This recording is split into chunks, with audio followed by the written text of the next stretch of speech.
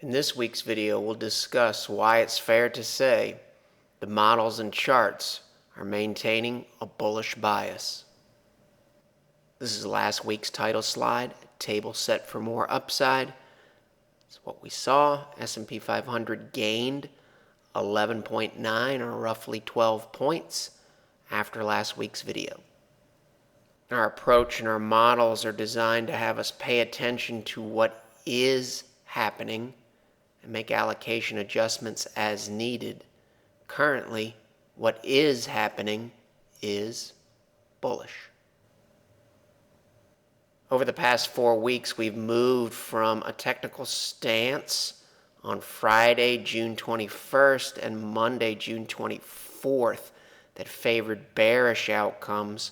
We slowly migrated to somewhat of a neutral stance technically, and now there's no question something has to change for the bears. The big picture right now from a model and chart perspective looks bullish. Something may change for the bears, but until it does, our bias will be bullish. We'll cover breakouts in this week's video, numerous time frames, key levels to watch relative to those breakouts. We'll update the CCM market model in terms of our sub-models, how it was built. We'll cover the CCM Big Four charts as of the close on Friday. We'll show what the VIX may be telling us, what materials are telling us, and we saw a Dow theory confirmation that we'll discuss as well. As always, it's important to maintain maximum flexibility and open-mindedness. Market's bullish now. We have to keep an open mind. It may not be that way in a week, although that appears unlikely. We do have some concerns, though. We'd like to see leadership broaden out. It's pretty much the S&P 500, small caps, financials, tech, and even tech had a weaker week on a relative basis this past week. And the Fed is still likely to taper in September. That may change if the economic data comes in weaker than expected, but it's hard to see that tapering would be a positive development. To view the video in full screen mode, use this icon in the lower right-hand corner of your video player. To improve the clarity of the charts, use this icon in the lower right-hand corner of your video player. This is a closer view of a weekly chart of the S&P 500 as of the close on July 19th. Here we have a peak on a closing basis in May of this year. It was 1667. We exceeded that level with a bullish weekly breakout 2 weeks ago. This week, we stayed above it. This could act as support if we get a pullback. The longer we stay above 1667, the better for the bulls. Below 1667, our concerns would increase, and the odds of further consolidation or weakness would increase, especially if we see a weekly close below 1667 on the S&P 500 index. This is the long-term monthly chart of the S&P 500 index that we've been watching. We've also been looking at the weekly version of this chart. Resistance in the year 2000, resistance S&P 500 2007. Trend line going across, bullish breakout in 2013. You can see here on a monthly basis, this cross here tells you where we closed last month. That number was 1606. That's an important level now, and that may actually be where the blue line is in the real world.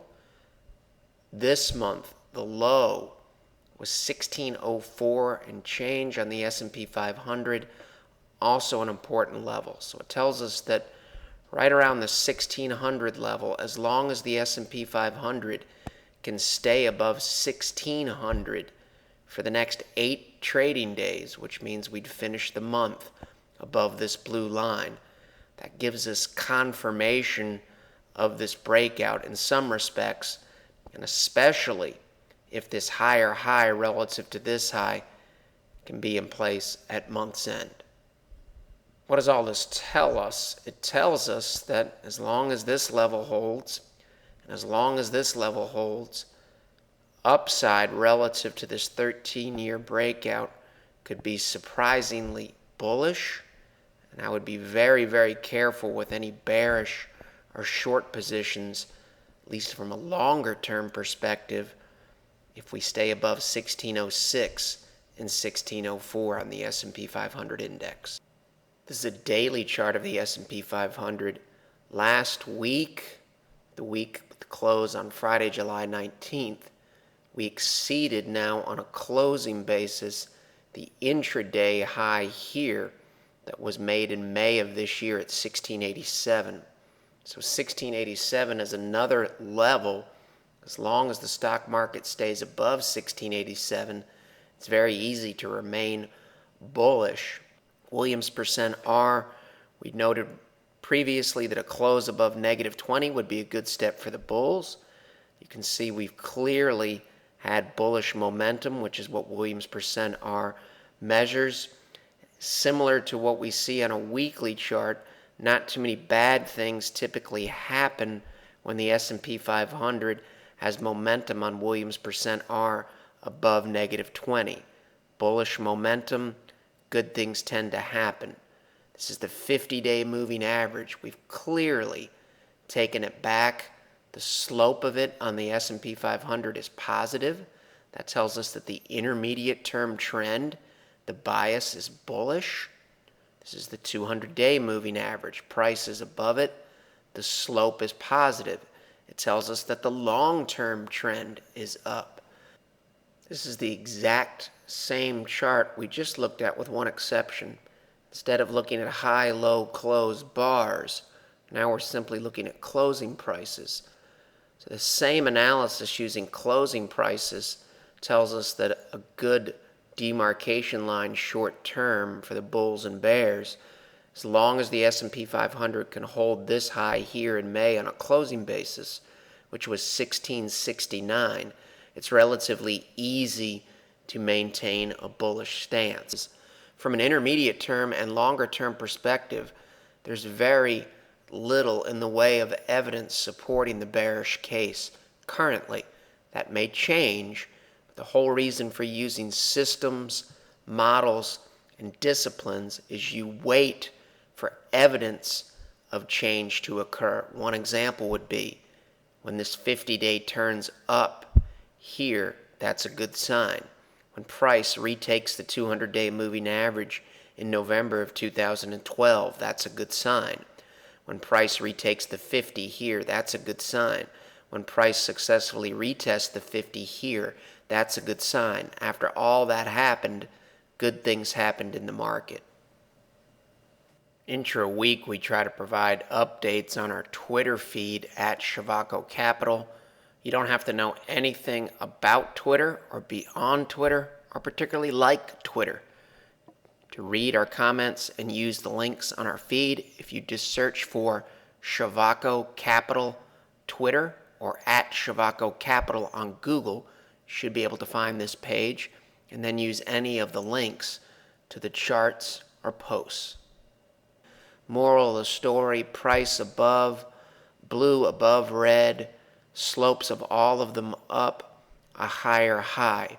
Hard to look at that chart from a trend perspective and say it's anything other than bullish. As long as it stays like this, it is bullish. This is a weekly chart of the VIX, the fear index, that we've used on Twitter numerous times. This chart helped us identify this bottom in June. We said it would be bearish if the VIX had a breakout in this direction. Breakouts have to hold. We had an intra-week move above. It failed. When it fails, that's actually tells you it's very bearish for the VIX and bullish for the stock market. You can see here, resistance, S&P 500 bottomed. Resistance for the VIX, S&P 500 bottomed. Resistance for the VIX, S&P 500 bottomed. Step 2 in this process, this chart and these moving averages are used in the CCM market risk model, which is a sub-model of the CCM market model, provides input to the master model. Step 2 would be the moving averages. You can see here the moving averages start to roll over. They're the colored lines. and the VIX closes below the moving averages for the first time after being above. After this point, the stock market did well. In a similar vein, step 1, step 2, moving averages start to roll over. Price closes definitively below the moving averages. If I follow this line up, it's near this line here. If I follow it up, stock market did well. Fast forward to the present day, similar look. We don't have the rollover on the moving averages. If they roll over, that will improve the bullish odds for the stock market moving in this direction. The close below the moving averages already does that. This chart gives proof that it's important to pay attention to what is happening, not what we want to have happen. Some people may have wanted the VIX to move in this direction and close in that direction. It didn't. Never had a weekly close above this line. We'll close the video with the CCM Big Four charts. These charts are used in the CCM correlation model, which is a sub-model for the master CCM market model. This sub-model provides input to the master model. This is the S&P 500 weekly in isolation here. This is the fast moving average in blue. The slower EMA 5 from a weekly perspective, exponential, in red. Bullish conditions, price above both, blue above red, slopes up. Bearish conditions are the mirror image. You can see we had a scare recently. There was a reason to become defensive in here. This is a full bore bearish look. Didn't last very long. This is a full bore bullish look. The way the models use it, as long as it looks bullish, you err on the bullish end of the spectrum. As long as it looks bearish, you err on the bearish end of the spectrum. We pay attention to what is happening. What is happening now looks bullish. This is chart 2 of the CCM Big Four. This is risk on S&P 500 relative to risk off being short the S&P 500 or the SH ETF. This helps us answer the question, would I rather be long or would I rather be short? You can see here in 2012 when we had the spring correction, the answer here was I'd rather be short. You can see here in October of 2012 when we had the correction that led into the fiscal cliff scare, the answer was I'd rather be short, I'd rather be short, I'd rather be short. Then it shifts back to I'd rather be long in relatively early to mid-November 2012, and we rally. Recently we had a scare. Now it looks like I'd rather be long.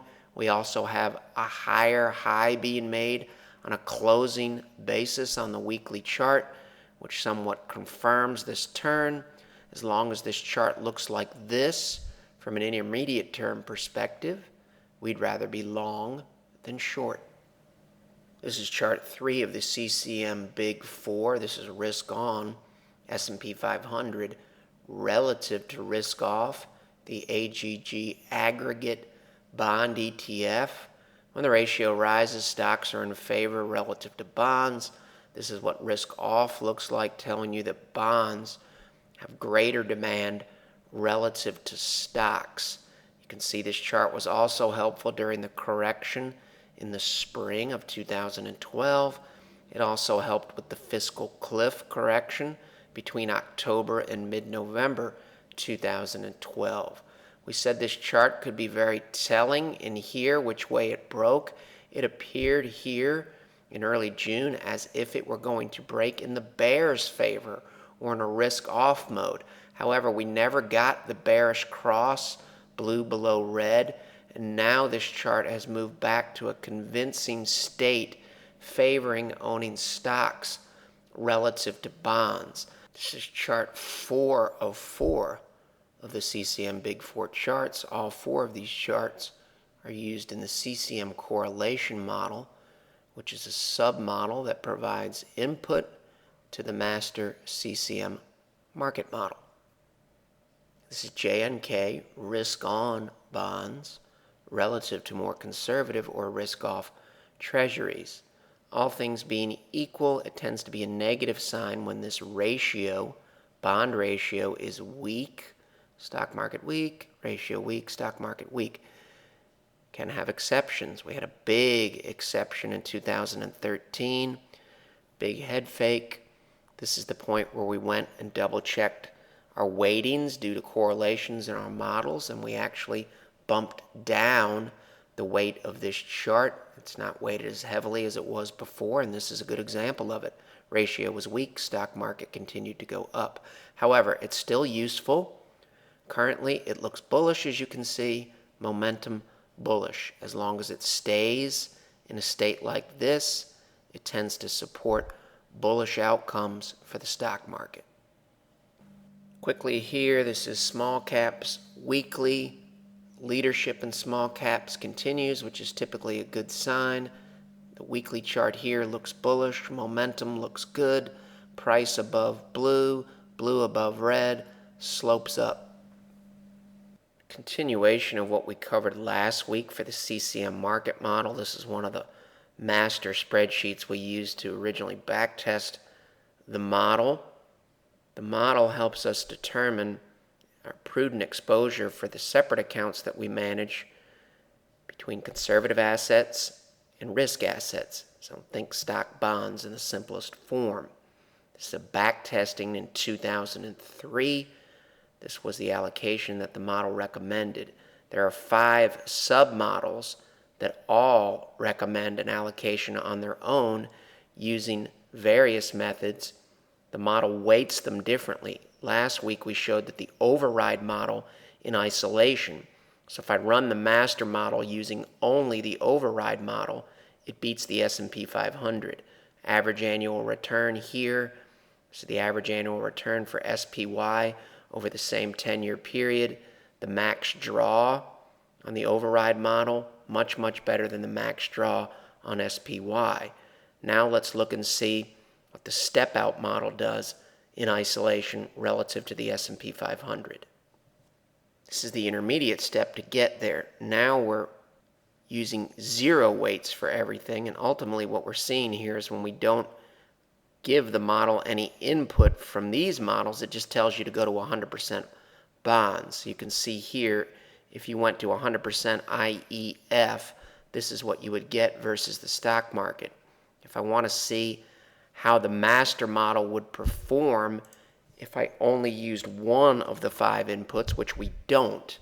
But the point of the exercise is to show you that all 5 models in isolation, when I hit enter here, it'll change all of these numbers. All 5 of these models in isolation outperform the S&P 500 over the long term. This is the step-out model. Average annual return, looking back 10 years, 11.3%. SPY at 9%. Max draw under 9% if I just use the step-out model.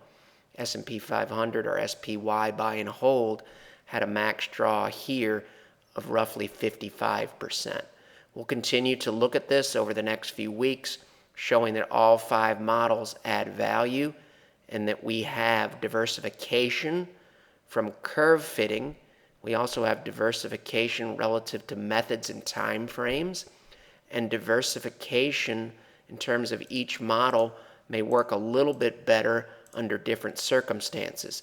We weight them, use them all, vary in the weights, and ultimately it helps us decide our exposure.